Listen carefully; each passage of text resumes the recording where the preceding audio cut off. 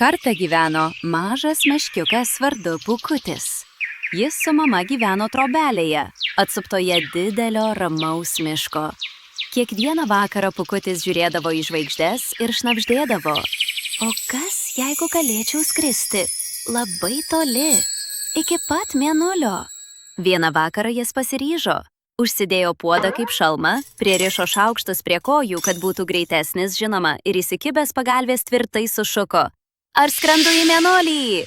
Bet tada mama meška įėjo į kambarį, pažvelgė į Pūkutį ir švelniai paklausė: "Kur tu taip pasiruošęs skristi, mažyli?" Pūkutis rimtai atsakė: "Į žvaigždes, mama."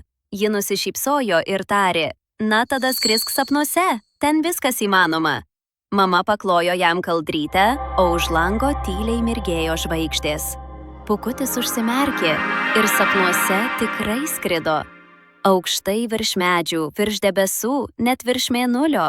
Ir jis šypsojosi net miegodamas.